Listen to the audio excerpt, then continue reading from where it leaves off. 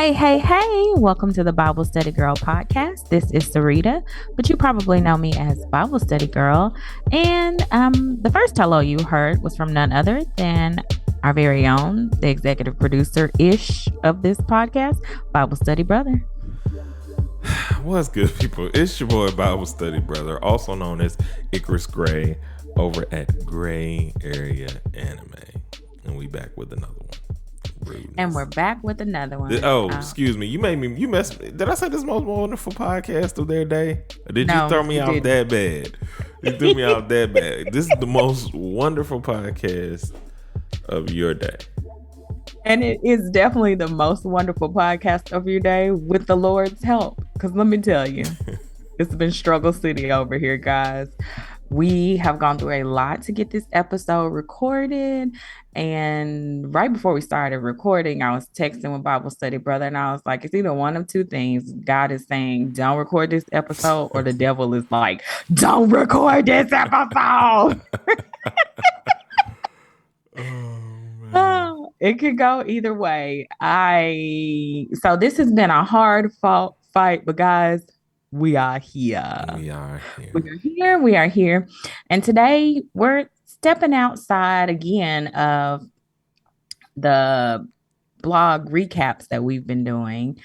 And you guys are getting a fresh take on an old podcast. So I guess this could be like a podcast recap episode. No, we said it in the episode, its predecessor, that, well, you know what, God, if you want me to do another one, I'll do it. And right, I'll do it. And so here we are today. Hopefully your interest is piqued enough. Go ahead and break it down to you guys. This is Daddy Issues Part 2. That's French for 2. Where is it, Part 3? It's 2. We've only had one other. Come on now, guy. The only reason I thought about it is because, you know, our trinity of me, you, and Bible Study Mama have all. I feel like we've discussed our triangular issues in this department. We've discussed our triangular issues, but not when it comes to our triangular daddy issues. So This is a sequel, if you will, to the original Daddy Issues podcast. Several things had to take place for this podcast to be happening right now. One, you just like shaming me. It's fine. Go ahead. No. I was going to say one, you know where I'm going, but one, I wanted us to listen to the original podcast just to see like where we were with our dads and where we are now, to give a real current like update.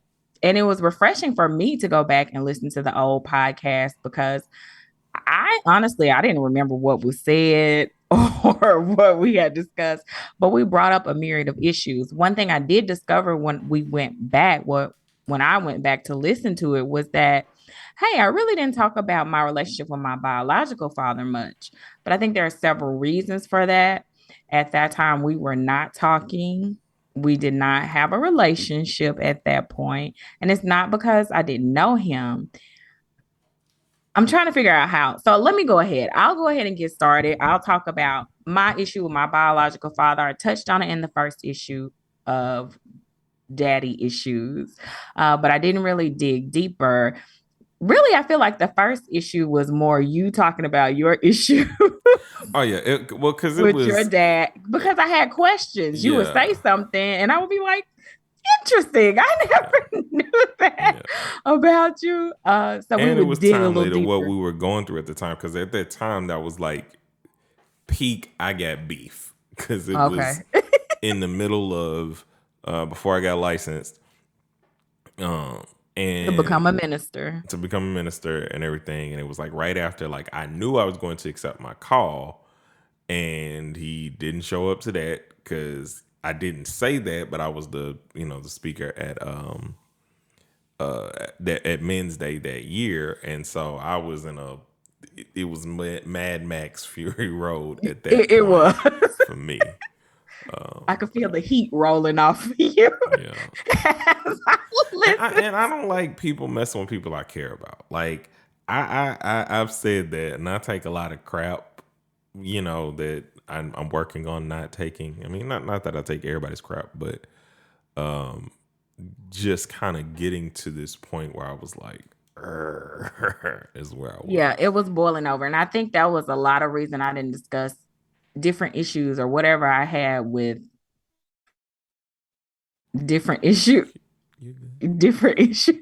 I'm sorry. The reason I stopped talking is because Bob, we are on Zoom right now. Bible study brother is in Tacoma, Washington. I'm here in Little Rock. And he is like, I'm like, is he talking to a fly in the room? What is he doing? He's like mouthing stuff to the air. Okay, And so it's throwing me I off. was hearing an audio thing, so I was over here producing, and I Okay. was like, "Is it It the just was throwing room?" me I was like, off because Let me I was check that like, real quick." okay, so back, what were we even talking about? I was so distracted. I could not even focus. This is, oh, so I know what I was saying. I was saying the reason I wasn't really talking as much about my relationship with my stepfather is because there was so much heat coming off of you. I was like, I'm gonna try to help him contain the fury so we can get to a productive conversation. So I think I spent a lot of time trying to control the fury and not really tapping in Mm, because I feel like if I tap in, then you would have boom explode. yeah, we would have went And in we that didn't day. need an explosion because that's the thing. Like, I feel like this podcast is a great way for us to talk about our issues, but ultimately, I want us to come to a place of healing, reconciliation, and like what is healthy for us, and what's healthy for the body of Christ. Hmm. So I want to go ahead and start talking about my relationship with my biological father. My mother had me when she was 18 years old. She was not married to my dad. He was older than her. He's like 6 years older than her. And I was raised by my great grandmother, my great aunts, my great uncles for the first 4 years of my life. Of course, my mom was a part of my life, but she went off to college. So I would see her on the weekends and stuff, but like the day to day raising of me was done by those members of my family. My father lived maybe 30 minutes away from me for the first 4 years of my life, but I didn't have much interaction with him. He didn't initiate really coming to get me. My family wasn't opposed to it. I can only remember one time that he came and got me in those early years. Now, a lot of people don't remember their lives when they were younger. I do. I really do. Like, I do. And they're not fake memories. Yo, So yo, yo, fam, don't do it. Don't do that. I'm just saying, because a lot of Cause people are I've been like, oh, showing you and can. proving that my memory is pretty ironclad. No, no, I'm not saying that your memory is not. I'm just saying that a lot of people, I was actually talking to Sweet Baby's dad the other day, and he was talking about how she can remember things and it weirds him out. But I'm like, that's me. Like, I remember things from when I was younger. So, uh, I said all to that to say we did not have much of a relationship. So then I moved off to Little Rock. Mom gets married to your dad, who Mhm. was my stepfather. And that is the father that I was raised with. He was my dad until the divorce, and then he wasn't. So let's go back in time to my relationship with my biological father. Catch you guys up on that. So when I was 18, I do recall inviting him to my high school graduation. He chose not to attend. He did not feel I just had a he thought you're did gonna get there. Sorry. you thought I was I'm not gonna say what he actually said, but I'm gonna say he didn't feel like he was in a place. He felt like my family was too fancy. We were doing too much. He didn't say it in those words, but he felt like he wasn't going to be able to come in a way and be presentable to us. Mind you, nobody in my family, to Oh, my this was the knowledge, has tuxedo ever thing. put him down or treated him as less. And he will tell you that if you ask. Nobody in my family has ever come at him or told him he was a piece of trash or anything like that. He just wasn't there. So fast forward to my college graduation for my undergraduate degree. Again, like I said, I know who my daddy is. So I reach out to him. Hey, I'm graduating from college. Would love for you to be there at the graduation. He actually accepts my invitation this time. He comes, he spends the weekend with me. Go ahead. You wanted to say something? I was just gonna say that was my first time, and that was my first time ever meeting your biological father. Yeah, I mean, because he wasn't around. And I was like, so Was that so weird to yeah. you? Well, we talked about this on the last episode. Like, there was no other person. I just thought that like you had this. I don't know. Like I said, I just thought you maybe had like a different name or something like that. Yeah, and so that was a revelation to me in the first episode that Joe didn't know I had a different father until he was in high school, which was a revelation to me.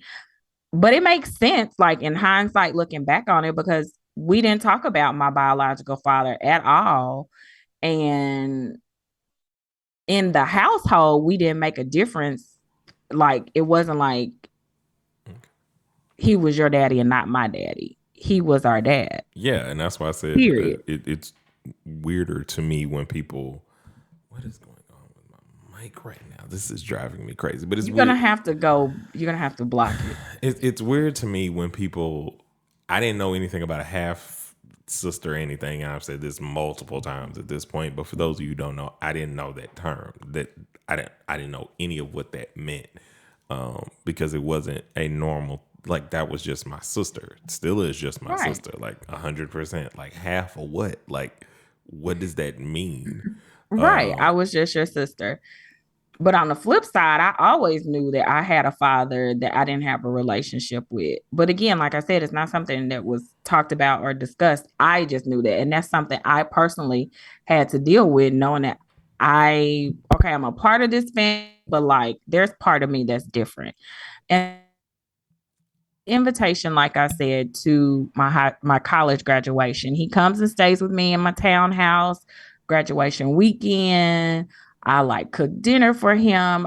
I was very hospitable.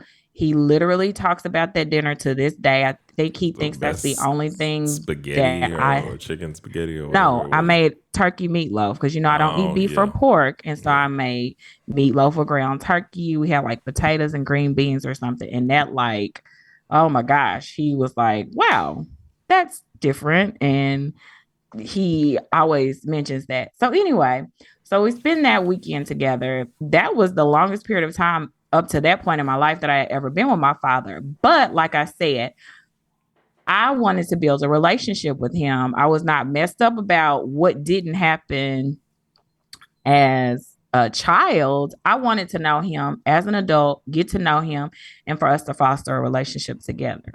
However, my daddy does struggle with, Alcoholism. he struggles with alcoholism. And, some people, some alcoholics, when they drink, they're pleasant. My daddy is not one of those people. He gets very mean, he gets very vindictive. And so that is why we go through periods of time when I don't talk to him. And I struggled with that for years because, growing up in a traditional church, and especially in the Black culture, blood is always thicker than water. And number one, you're going to honor your mother and father.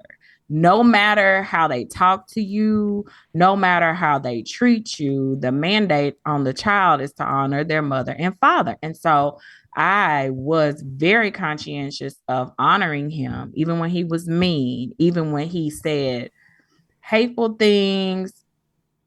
I was conscientious of, okay, I'm going to honor my father until I went to therapy. Not saying that I stopped honoring my father, but really being in therapy made me come to a realization, like, if I was if it was any other person on earth talking to me this way, treating me this way, nobody would say to me, this is healthy and I want you to stay in it. Right. Mm-hmm. And so, but it took me a long time to get to the point where I could say, you know what?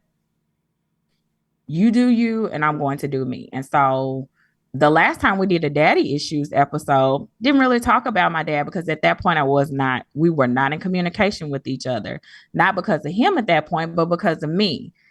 You don't have the privilege to talk to me this way, sir. And I literally will go years without talking to him because he has an explosive episode. Well, probably not too long after we recorded the last Daddy Issues podcast, I started talking to him again. We won't talk every day. We've not ever had that kind of relationship. And honestly, at that point, it wouldn't be me initiating conversation, it would be him. So if me, I would respond to him. If he would call me, I would pick be me reaching out, to have that kind of relationship with him. Because like Joe talked about on the last podcast, when I bought my home in 2016, I think I ended up having my housewarming like 2018 is when all the repairs and stuff were finished. Yeah, because And so, I got married 2017, and then you had it the year yeah, after, which is what like yeah. was like, oh, I see who the favorite is in this family. And so I did the housewarming 2018 after all the repairs were done on my home. And I extended the invitation to him. Hey, come to my housewarming. The repairs on my house are finally finished, for the most part. Mm-hmm. I'd love for you to be here. He never showed up. And I also extended the invitation for him to come like after the housewarming at any time, just come. I want you to come, see my house, spend time with me. Did not do it. I have other siblings. He sees them, but he would not make the effort to come see me. Anyway, How does that make you feel? How did that make me feel? How does that make you feel? It hurt my feelings. It really did hurt my feelings because you say you want relationship with me. You say all these things. And then when I'm extending the invitation, you don't show up. It made me feel like a little girl again. I will never forget for my 10th birthday. It might have been for my 9th birthday, actually, because my cousin ruined my 10th birthday because she was born shortly before my 10th birthday. And she was up here in the NICU. And my mama had to go take care of her. So my birthday party got canceled. She's fine, guys. She's fine. There's nothing wrong with her. But I think about that. So, but I remember he was invited to my birthday party, like my 9th birthday party. And I remember waiting for him to show up and he never did. And so when I invite him as an adult and you never show up, it takes me back to little Sarita that was waiting for a daddy that just didn't show up. So anyway, like I said, it hurts my feelings, and it hurt my feelings at that time. He got mad at me about something. I really don't know what it was. But anyway, we got into it like bad.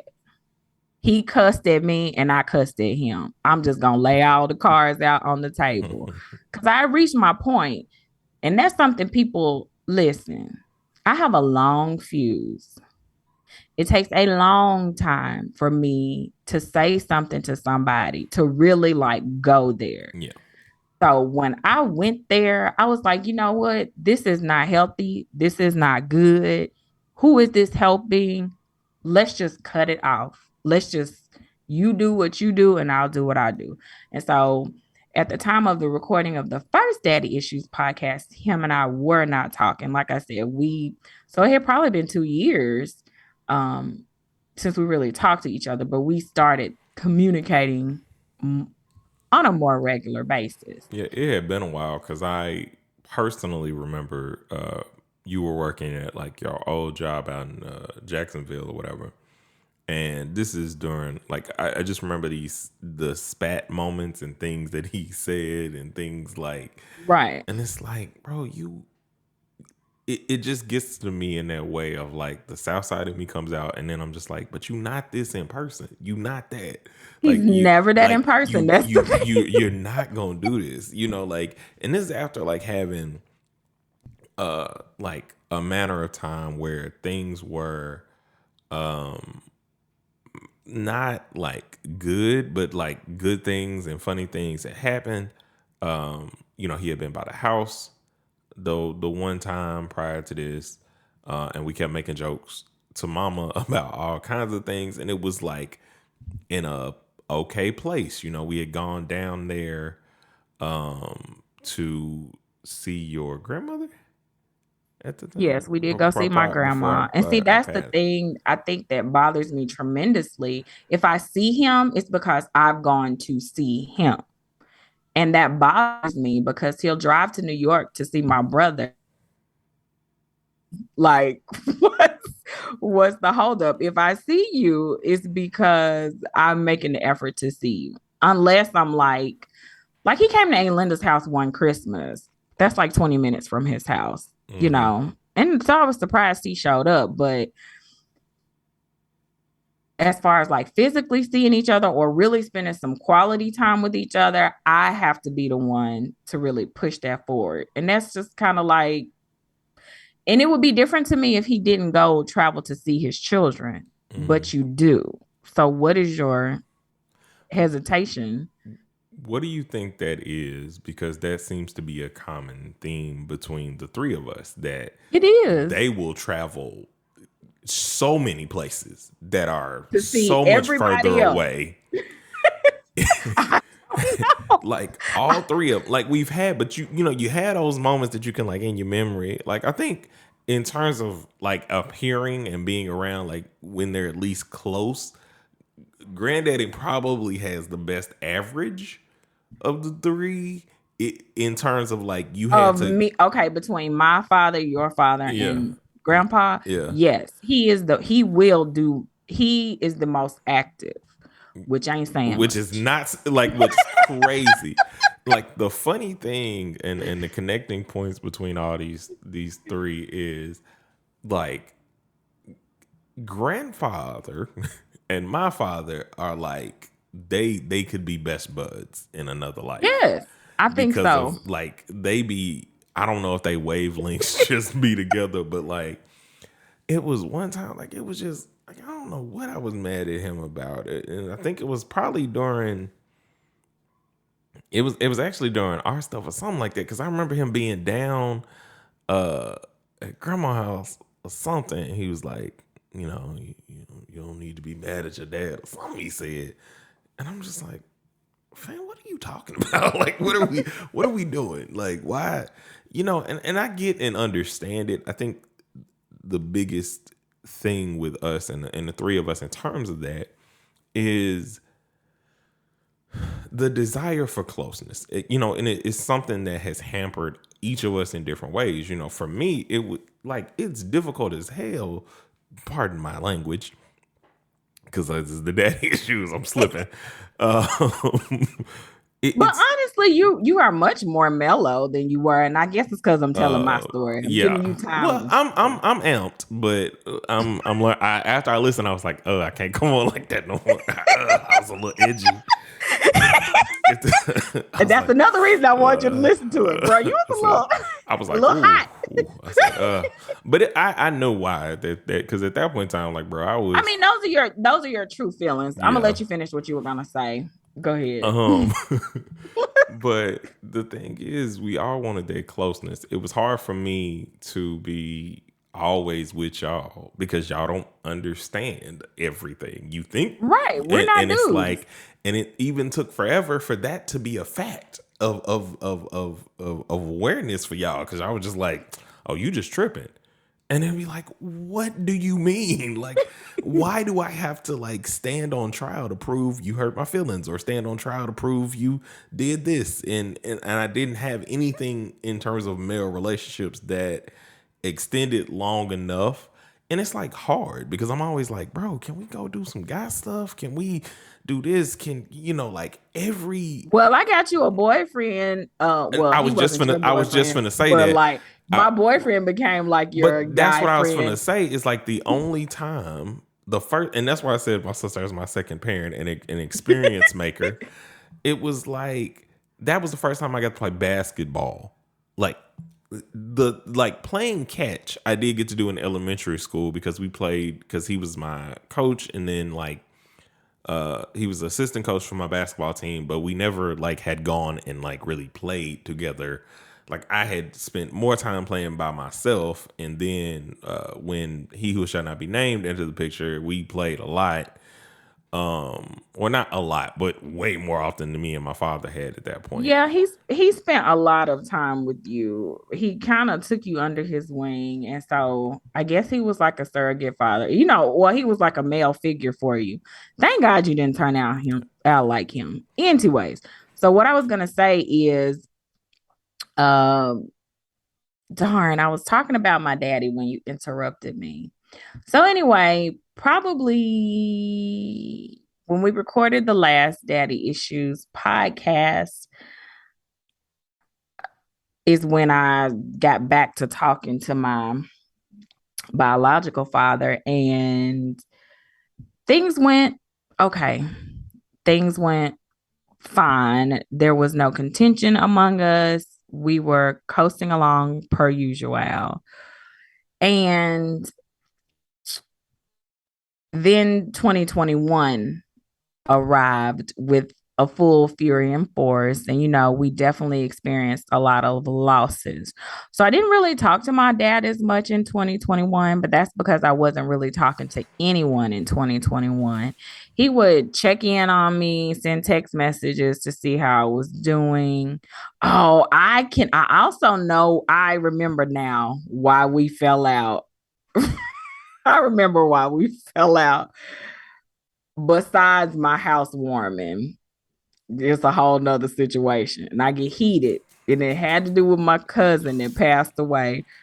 And I get heated thinking about it. So let me calm myself I was gonna say, down. please breathe. Sorry, I had to run off for a second, That's okay. but you did great. I'm gonna calm myself down. So that's why we stopped talking. But we're back talking. So in 2021, when she passed away, he checked on me pretty much when anybody passed away. He would check on me to see how I was doing because he knows I'm really close to my family, really love my family.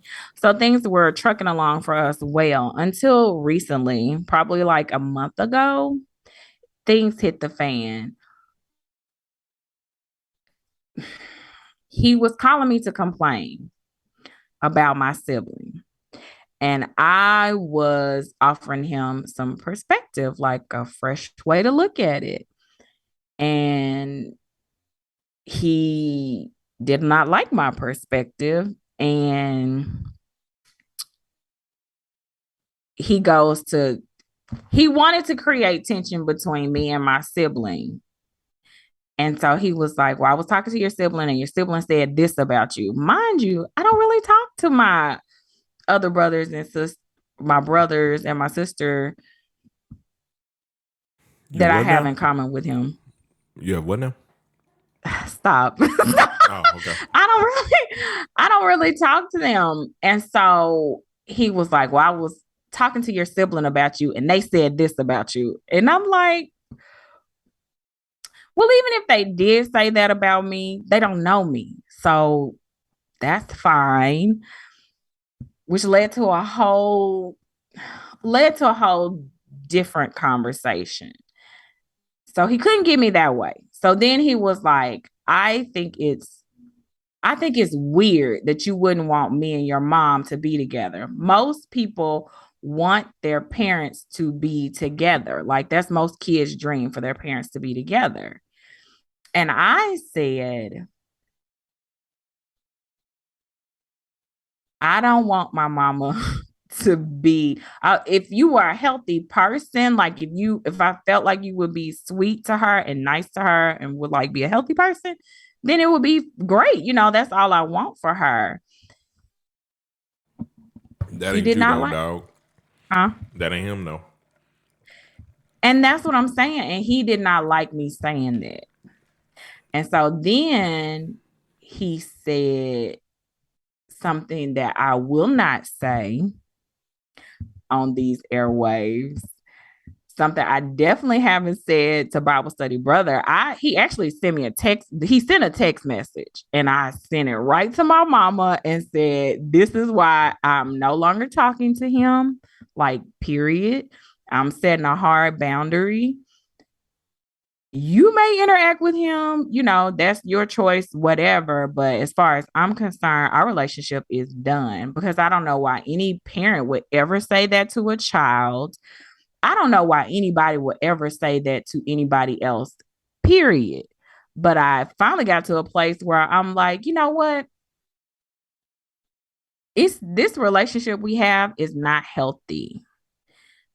Sarita probably 4 or 5 years ago would never think that I would get to this point. But honestly, with counseling, with prayer, I have to set some healthy boundaries. Why do I keep allowing this toxic energy in my life? Why would I continue to have a relationship with somebody that does not wish well for me and verbally says it verbally and through text message the most disgusting things? Why would I keep doing that? If it was a dude I was dating, nobody in my clique or in my circle would say continue to have a relationship with this person. Everybody would be ready to ride out. Yeah. So I had to explain it to mama like that because you have to keep in mind, I grew up in the church. My mama is the most forgiving. Let me love on you. Let's make it right. Let's reconcile person. And I have so much of that in me. The majority of me is that. But I had to come to a realization you can't keep getting walked on. You can't keep getting spit on. You can't keep getting talked down to. And I can honor my father by yeah. praying for him, letting him live his life, but you don't get to cross this line anymore. Now, if he was to ever come to me and had worked through his stuff and really wanted a relationship with me, well, then fine. I don't know what signs or signals I would have that it would be a safe space for me though, because we've been down this road and I've gone years without talking to you because I felt like you crossed some lines and some boundaries and said some things that were totally inappropriate. So at this point, I have peace with it. I'm not angry because I was mad that day. Now we didn't get to cussing and going back and forth. I did come back at him with love that day. I have learned from my cussing and fussing days. I think honestly, it just hurt my feelings because I don't have kids, but that's not something I would ever say to my child.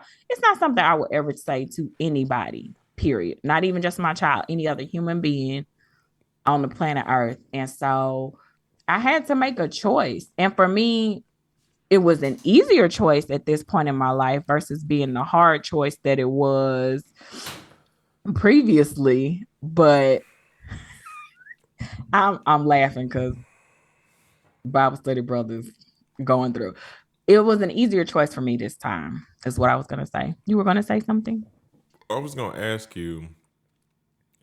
So my difficult scenario is currently preparing, to have kids or wanting to have kids and stuff. Um, so my fear sometimes is like, oh, all of a sudden my father will be better to my kids than he ever was to me. Mm-hmm. And the kid in me always feels jealous of that, even though that's Right. kind of growth, or not kind of, it is growth and a lot of growth. Would you feel that same way if, when you have a kid, if your dad kind of like was together or very present for them? I wouldn't be resentful. I don't know personally what it's going to take for me to get to a place where he could even be around my kids. Honestly, um, that's where I'm at with it right now.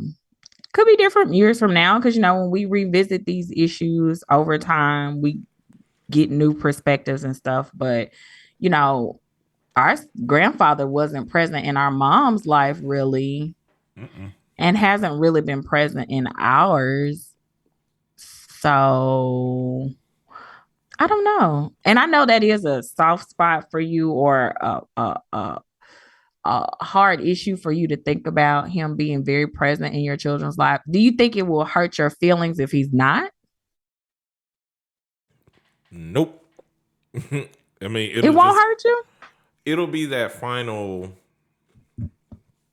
I'm done. Like it's just my point of demarcation at that point. Because Okay, so how are you gonna feel if he decides, oh, you having a baby? Let's go. And he starts calling you every night to check on the baby. Is that gonna make you mm, feel good? Or like, well, I at mean, I'd least it's probably something. still be weird because I would just the actions. Like you can do all Right. this, but it's still the actions. How consistent can you be? Like I have 34 years of inconsistency. Let me see some consistency. Like it's gonna take a little bit for a natural relationship to kind of be built. Because even our relationship now is I call you every now and again just because like I know you're not gonna call me. He doesn't ever call you? Hardly ever. Like he calls me like once in a blue moon, and it's like it'd be, um, he'll need help with something, or he'll be around somebody that like, oh, so and so was asking about you, and that kind of thing. Okay. But it's never like how I call you or how we would call mama. Okay. So how would you feel though? Like if he's calling your kids every day or calling every day to get checkups on the grandkids, how the grandkids doing, Um, it would feel good. I don't think it's gonna happen, but it would feel good. it would. And you Um, wouldn't be jealous. it kind of just depends because I think that the reflection of all this is gonna be kind of like what you were going through at the time, which is I already have to kind of look at that from the outside because he is more present for uh his stepkids and everything else. They just went on a cruise together, and I was really in my feelings for a while because it's like I can count on my hands the amount of trips you went on with us. Right. Like can count on my hands, and I've been on a lot of them because in 35 years I've probably gone on more than 20 or 30 of them, sometimes Right. two in 1 year, like because we travel, we go and do stuff. um and I felt a way because there's so much that I know we could have had and kind of enjoyed in that way. Hmm. um but I don't like resent it in a way that I used to, which was like, I just kept looking at it like, well, why didn't you want that with us? Why didn't you want that with us? Blah, blah, blah. But then I'm just like, well, this is just not what I'm going to do. I'm going to Right. make sure that I'm present. I'm going to make sure that you know that I was there. That if I'm your favorite person, it's because I worked to be so. Right. Like I think so often when we talk about that, because me and Kane talk about that all the time, and like, man, I hope the kids are like this about, and this and this and this. I hope I'm this and this, and I often joke with her about the fact because I want to be a girl dad, obviously.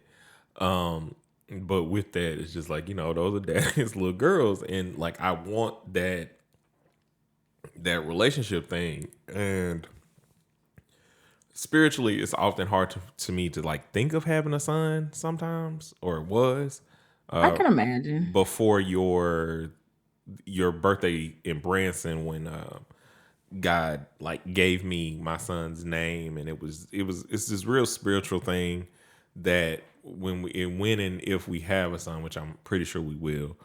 um I'm pretty sure that's gonna be the first thing you have because you're so so girl crazy. no, it was. Here's why it's not like because people keep doing this to me, and I don't like it because normally I don't speak from my prophet. My prophet mode is different, and I'm not saying that it's not a possibility. But what I'm saying is what God deemed to me was He gave me two or three dreams of things that kind of came true in regards to my life. He Right. gave me a dream of how me and Kane were going to reconcile when we weren't together and came back together, clear as day. He also gave me a dream of our daughter, Put a and pin in so that. Has he given you any dreams about me? um, no clear dreams. He more so with you because it's not something that I think you would. That's not something you would believe from me it's always words. Like it just falls on me and I know exactly what it is I need to say to you. And Got like it. you might not do it in the moment, but whatever. Like, when we talk about he who shall not be named, that whole year was God led actions of what I wanted versus everything else and things that had like happened and what I wanted to do and what I wanted to be. And I think without that year, it still would have been kind of hard for you to like not only because we were still rebuilding at that point, We but were. I think you needed to see that I was there, that I'm still me, and even though you disagree with me so strongly and you were upset with me and everything else, like I wasn't like to kind of be in a place of like I could do the same because I currently do not agree with any of these decisions, but I respect and love you enough to let you go through them and be there for you. And I Right. want you to know that so that way you don't treat me how you come accustomed to treating the other men in your life because of these situations. Because you're used to just cutting people off and like I've always been on your side, so I will never and don't ever in your life treat me like them is and You that's kind of what know, that felt like. let me say this. We talk about my cutoff spirit, but I rarely cut people off. I, the thing is, like, I give grace. I give grace. I give grace. And then it's over. Like, so I'm not just out here cutting people off left and right, but I do have a See, strong sense of I'm going to protect myself. I was gonna say your presence might be there for like some of them people, but that's spiritual presence to me because a lot of it ain't Sarita being present because that's the difference. Because Yeah, when there's a Sarita difference. is like there for you when you have not been, I guess, pre-cut off or how you trying to like make this, but it's like no, you're still a Christian, and that's why I said your respect level and respecting your parents and all this other stuff has always been there. It's just your cutoff. When I say cutoff spirit, it's something different because I know you. So I know that there are a lot of people that you will still do things for because that's the Christian thing to do that are not close, that you have cut off, that just like you as a person in my life do not exist. You as a spiritual person that I understand that I love in Christ, you exist because I'm not gonna have that over my heart. It's the thing that we both have from Mama when we was talking about earlier, the forgiveness thing. We're Let me just ask not you as this. whatever. When you talk about we're still on topic Right. because part of my journey is learning how to establish healthy boundaries. And that's something that I've worked on in therapy. It's not something I came to on my own at all because I don't necessarily always do things the right way or have the right or correct responses to situations. I'm human. Um, so could what you consider to be me, because everybody doesn't have to be in close relationship with you is my thing. And so I make the decision to like not be in close relationship with you. We cool. I can, can function around you, but you don't. This is a line you're not crossing. Right. Do you feel like that's inappropriate? No, it's not that I think that it's inappropriate or whatever. I just think that that's what I mean by cutoff spirit. And to me, to be there because of the fact that I know what the inner circle and what a caring Sarita is, or what a loving involved Sarita is, I'm like, I want to be out there. So for me, that's cut off. Like for somebody I else, that understand. might be manageable for them. But we have a different level of relationship. So No, yes, but I yeah, also understand that. That's like I know the different levels of how you separate or set boundaries or where you put people. Like I said, it's work people that don't understand that they are not as close as what they think they are. Um, and then there are the people that you're actually close with who understand like these levels of what you say, how you say them, the intention behind your words, the veracity that can come from a smile Mhm. and quiet rage, because Yeah, I you very are self rarely control. yell at people. Even when I am really upset, I very rarely yell at people. And it to curse someone is very rare. Like that means I've gotten to the tippity top peak point. It's not something I'm proud of. And I really don't want to go there because I don't like the way it makes me feel. I don't like the way it makes my body feel. Right. I don't like the way it makes my spirit feel. I don't like it. And so I do my best to avoid those situations. And so that's why I felt like I had to establish a boundary with my biological father. Now, with our father, Mm-hmm. me and you, Joe, I didn't have to set a boundary. He just don't call me. And You know. I would say when the divorce happened, I think it hurt my feelings then. I was more hurt then. I've had time, Hmm. space away from it.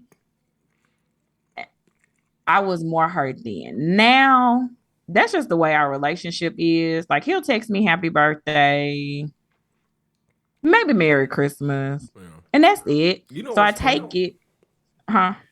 I don't have the same kind of view because I felt like it, and I think it was around, like I said, when you started to like see stuff that I had not yet seen. So, like I was telling you, that first level of, I think there was a separation, and there were like things you would kind of say, and your friend at the time, um, or someone at the time, I'll say it like that. Uh, when all this stuff started going down, it was crazy. There was so many crazy things that happened during the Yeah, divorce that like I, people was picking sides and doing all kinds of stuff, and it was just so weird. Like it definitely was weird. Um, it was a lot of outside fires. lot of fires that needed to be put out and really a rearranging of a whole life and a whole system because even though our family relationship was not healthy, that was our family, Hmm. and so it's hard when you have to deal with parents divorcing no matter what age you are. And I think it's especially hard for you because you were in like a transitional period, getting ready to go off to college. Like that's a stressful time anyway. In the Yeah. middle of my first real honest love, and like seeing like, so not everybody ends up happy together, and it's like, it's not like I knew that divorce wasn't a thing. I was just like, oh, that's just what they do. So before divorce happened, did you feel like they had a healthy marriage and life was great and everything was good? I felt like they was adulting. That's what I expect them to do. Like, oh, y'all having trouble? Like, ain't y'all supposed to just talk through it, or work? Like, get to work. Like, what are we doing? Divorce? Wait, what happened to the work part? So before a divorce ever came up, did you feel like that was a marriage you wanted to have? Did you feel like that was the kind of dad you wanted to be or no? I didn't care. I just, It was just life. the thing that like was, that has always been true about me, that I think God knew because he knew where life was gonna be, obviously, was, and Mama said this in her in something that you guys will hear sometime later. Um, but she said the thing about you is there are not too many people that can get you to do something if you don't want to do it. And so when she said that, or how I juxtaposed that to what's going on, my relationship was gonna be my relationship. Like, I was taking bits out of a lot of things that I saw. I knew that in elementary school, as we talk so often about how when we were young and our memory, that I wanted to grow old with someone. Like, Okay. I would, if I thought that like I was gonna find me a girlfriend and we was gonna, be together. Of course, we weren't gonna be able to go out on dates and all that stuff because Mom said we couldn't date till 13, or told you couldn't date till 13. Um, and because I didn't never get a number, I just broke all the rules. But thank you. I Anyway, got 16. You just came up with 13. oh, it probably was 16. You just took me on my first date at 13. But anyway, so we were supposed to grow up and just grow old together, like from whenever I met this person, because that's what I thought relationships were. So there wasn't like this connection of I want to be like him or I want to be like them. I just was so excited to get my own love Right. and figure out what that was going to be. Interesting. I guess because I'm very observant, aka nosy, and I come by that honestly. I've been knowing things I shouldn't know for a long time. And not because anybody told me, but because, listen, baby, if I'm going to be in this world, I need to be able to investigate it and know what's going on Oh no, around. it's stuff I noticed, but I think because I also realized that I noticed all the things that you noticed. It's just I filed them in different places. Yeah. And like when things started to like happen, because there were other assumptions that made it not connect for me. Right. And like I said, I would have never asked mama about like bills or Christmas or all this other stuff. Even like, yeah. So one of the craziest years of our life, we thought we was struggling. Don't even, we No, ain't hold even on. going to talk about it. I'm just going. It's gonna be coded. It's gonna be very. We thought we was struggling. Like this is how my rap career was gonna shoot to the moon because Right. we Because you was was going to be able we to was talk about the bruh. struggle, baby. Listen, man, you know he would like And I then was. to find out, It was just an it, argument. It and was then to just an find out it's an argument. argument between two grown married It's folks. just an argument, and we was like, wait, you Wait, mean we what? all suffered. Wait, what? And we laugh about it now, but like at the But big time, mad. bro, You talking it about was. somebody that was big mad? Listen, fam, that was almost a whole year of like, Almost a whole this is year. crazy. Like This we in is here, we getting out the mud. We rough and tough. Oh boy, this gonna be my testimony. This gonna be the thing. Like, bro, I promise you, I'm finna go platinum with this. They gonna feel my pain. And then I don't remember when we got the revelation, but I told you. I yeah. think I put you on game. Like, you remember that? This is what that was about. What? Like, Like, yo, so crazy. what do you, so you're fine with the relationship you have right now with your dad? Oh You yeah! feel, Shout out to Doctor Chamberlain. I mean, best words in the world were, uh, I'm shouting them out because the best words in the world were accept what you. I mean, accept what's given. yeah, Like in a constructive situation of therapy, just figuring out like you cannot. And you said this earlier. You can't make somebody into what you want to make them to be. They just have to either be that or don't. You can tell them these are the things that I need for me have you emotionally. ever had that talk with, Oh, listen, you know I've had that talk 50 million different times at 50 million different points in our lives. I had that talk um after when you were at your real boiling point, like during the dinners and stuff, and after our grandmother had passed after our grandmother passed away? Let me tell you, baby, it was nothing but on the, his side. on his side. Yes, let's be clear. Our grandmother on his side, because Because we do thank you have for, podcast episodes with the grandmother. That's yeah, my rider. that's maternal. But when his mother passed away, it was nothing but the grace of God that got us safely back to Little Rock. I had forgot about that, and I'm so thankful that you didn't mention it till the end of this podcast. I'm over it. Thank you, Jesus. Have you ever been so angry? I was so mad. My eyes were literally red. Like, that's how mad I was. I think at Thank that you, point, I Holy was Ghost. like, at that point, it was, Were you mad?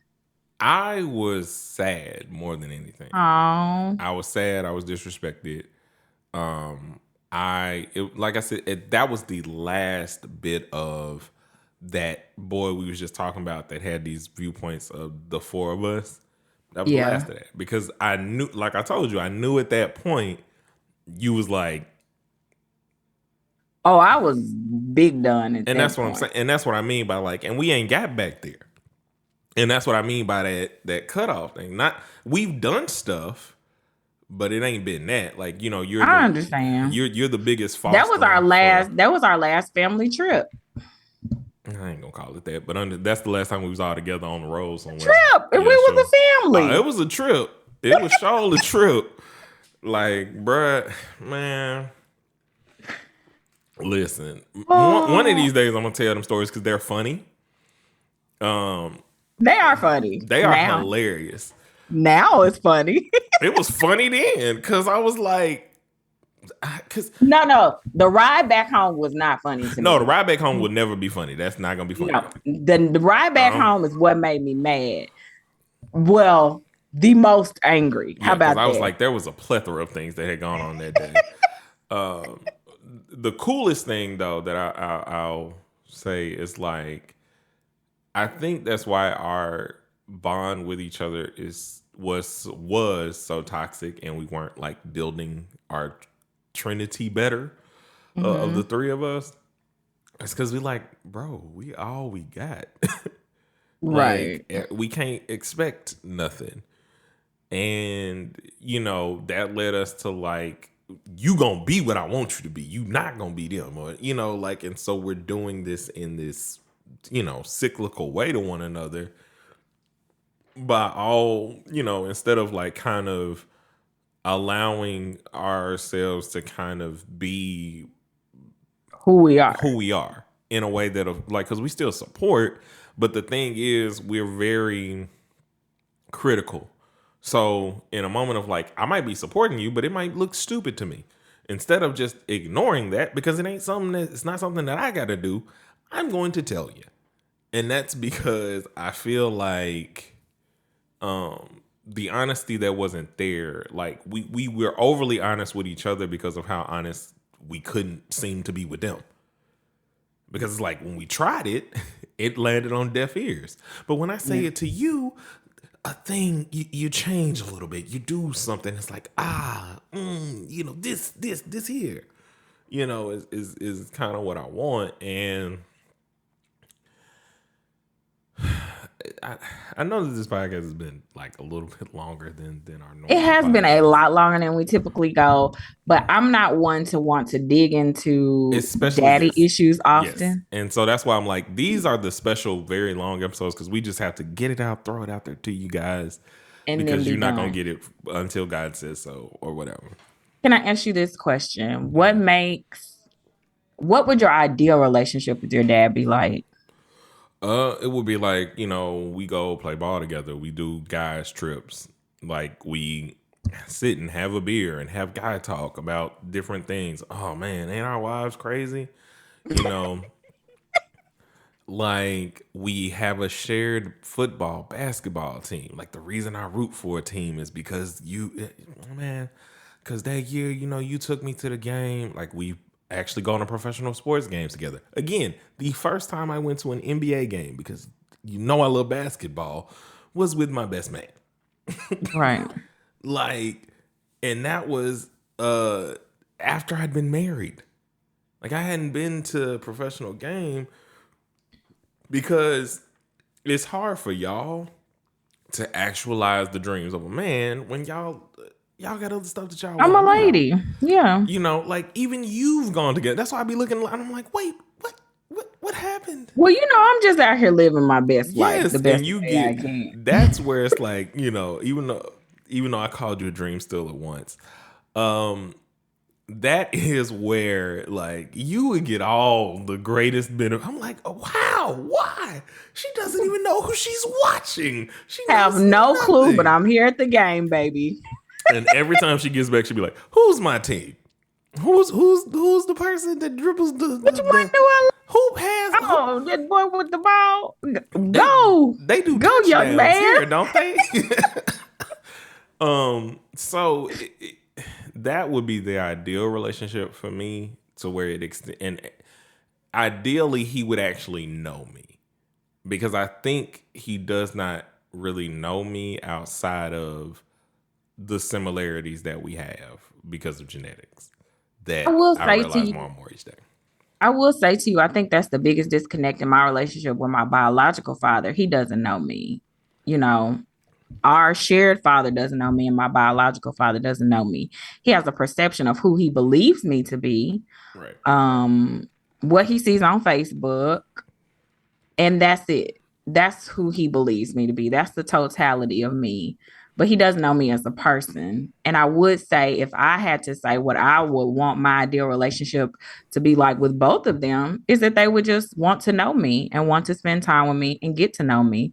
We don't have to go to NBA games or whatever, but to just have a current relationship, you know what I like to eat. Like, oh, girl, I know you like watermelon, so I got you one. It's Yeah. the small things for me. Or I saw this on TV yesterday and it made me think about you. Cause remember that time, blah, blah, blah, ha Oh, ha ha. Shared to have shared experiences and shared memories. And I don't have that.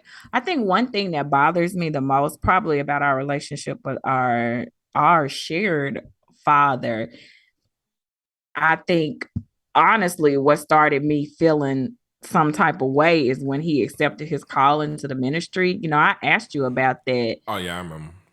Um, I remember how you um, felt then, right. I asked you because you about was that on the last real, podcast because it made me feel a type of way. Like, because you was big. Like even then, you were upset, and this, like I said, this is like when I'm starting to notice. Like I'm like, she is being real, like hard on this. I don't know why. Like, but right. I felt some type of way because ministry starts in the home.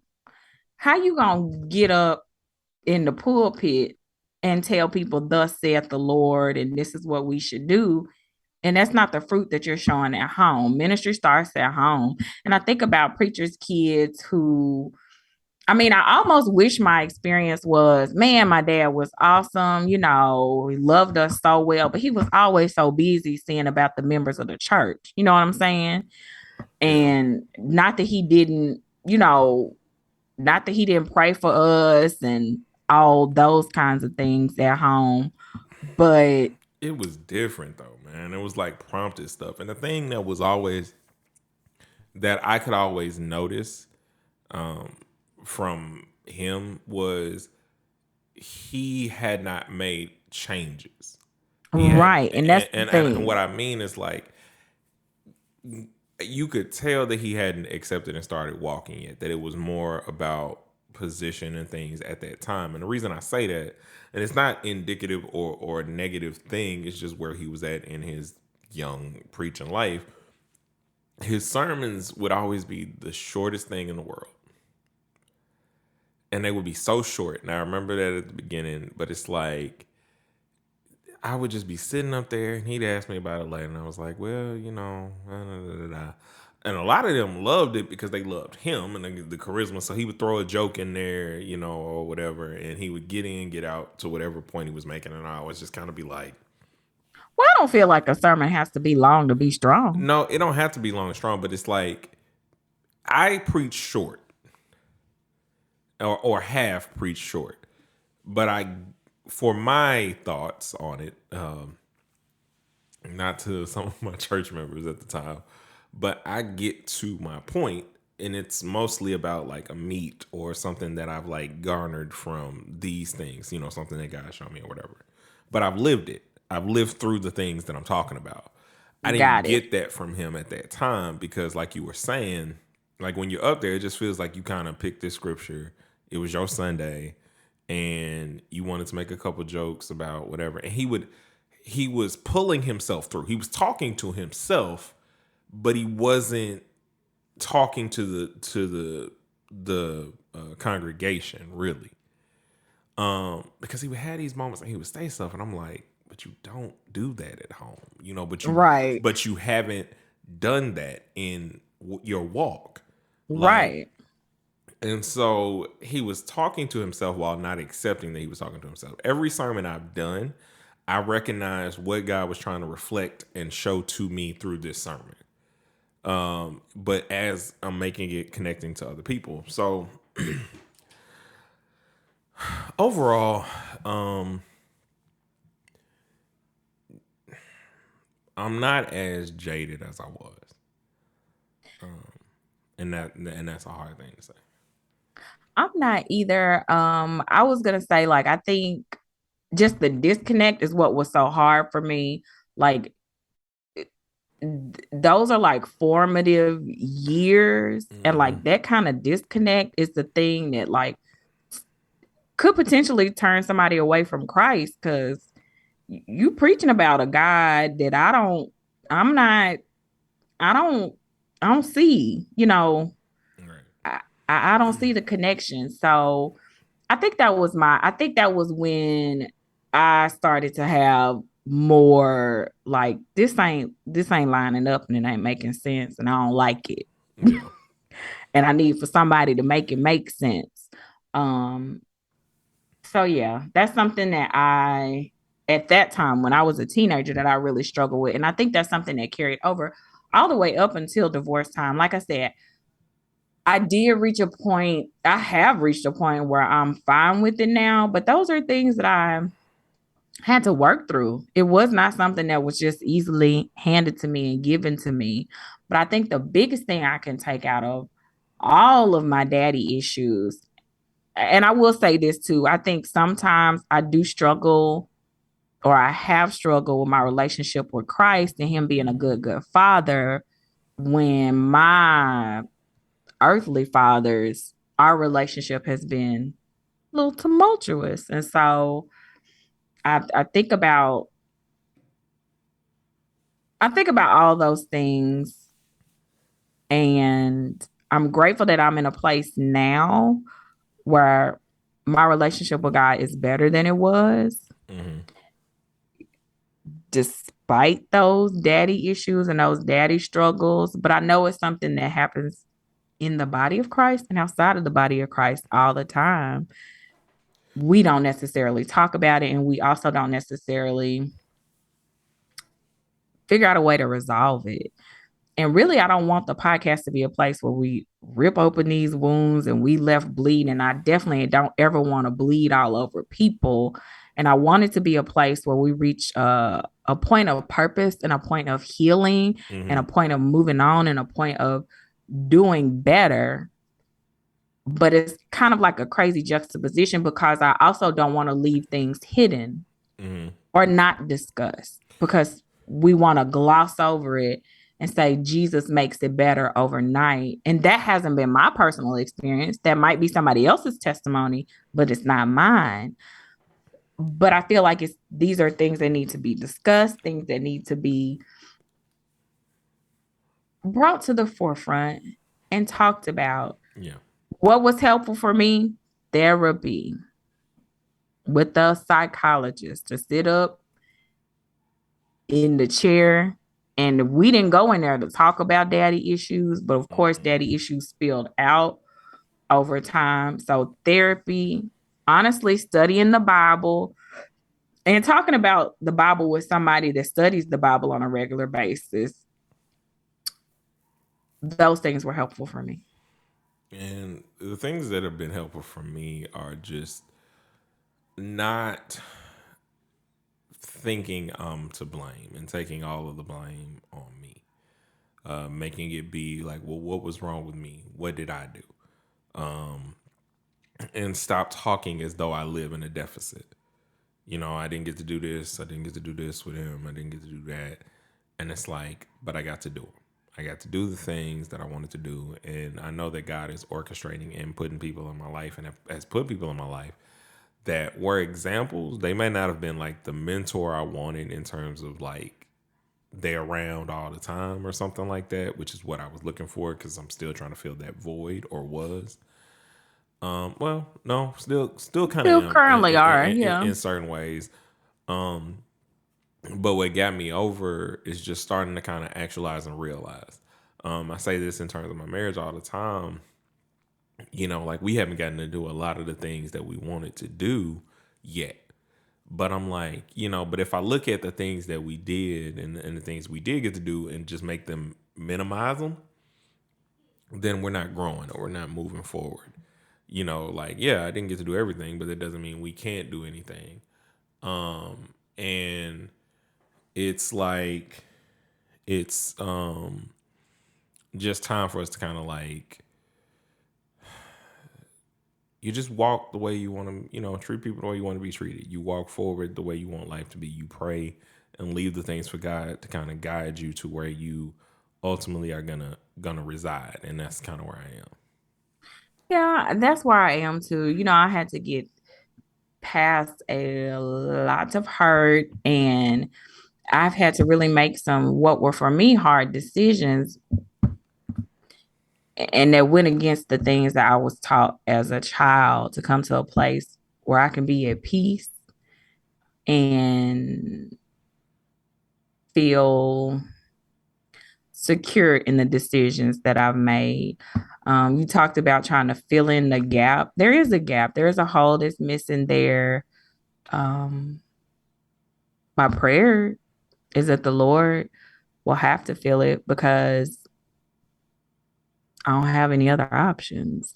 Not to say that I don't. My uncles are great. They're fantastic, and they do the best they can for me. So I definitely don't want to discount that, but yeah, just doing Yeah. the best we can with what we have and really wanting to walk into a space of wholeness Mm-hmm. and not contention and not strife. Right. And I don't know about you, but I'm thankful we've laid these daddy issues out again. And as far as I'm concerned, I'm good with the discussion. You feel pretty good? Any Yeah. closing points? I feel good. I do want people to kind of know, like, walking in faith and walking in your testimony is never going to be easy. There is no perfect answer outside of talking to God. And even then, you might disagree with what the answer is, but I guarantee that if you just follow whatever is given to you, wherever you're led to be, that it'll ultimately be for your good. It's hard to follow those callings sometimes because you might be called to apologize. You might be called to let a relationship go for a while, because respect is not indicative of presence. Respect Right. is indicative of the fact that I pray for you, I care for you, but I care about my my mental health and everything else, My mental health and is important. I care about those things. So often we get into this place where what's presented to us is that you have to stay around toxic things that are negligent and hurtful to you to be respectful, and that's not biblical. It's just the respect in terms of your parents means you, like, again, I love you in Christ, and that's the respect you got to give everybody. Like, God ain't like, you stayed while they was smacking you in the head. You honored them. It's like he doesn't want that situation for you either. Right. So yeah. And I will say this too. You just talked about smacking in your head. I hate to say it, but like I think religious cultures normalize abuse and trauma, Mm-hmm. and especially abuse and trauma that's perpetuated towards women, Mm-hmm. and it's not okay. And it has to stop. Don't worry, I will be the one to stand up and speak for myself and stop it. But when you grow up in a religious environment, my daddy likes to say, I'm Bible whipped. And if I was Bible whipped, then we would still be in communication. In a lot of ways, I was Bible whipped. And I think a lot of people are. You get used to the traditions and the cultures, but you do not have to be abused. Yeah. The God that loves you, a good, loving father, he's not abusing you. He wants the best for you, like you just said. And Mm-hmm. so I always keep that in mind. He wants the best for you Well, because he is a good, good father. That's who you are. Go ahead. and this was a good podcast. I really do hope It's that the you most have wonderful podcast of their day. the most wonderful podcast of your day. I hope that us sharing our testimony has done something for you. And again, like I said, we're not perfect. We're working through these things Not as at well. all. And that's always going to be what we do with this podcast is show that walk and kind of show where we are.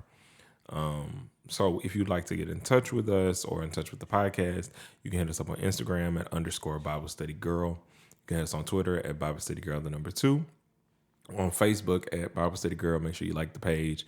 I don't think their podcast stuff works anymore, which it sucks, but whatever. And then if you would like for us to pray for you, we're not going to do that over the podcast. We are just going to, get our prayer list and pray in our private times. Right. Because one of my goals for for my 39th year of life is to be intentional about praying for other people. So help a girl out. And to help her out, you will send those prayer requests to BibleStudyGirl2019 at gmail.com.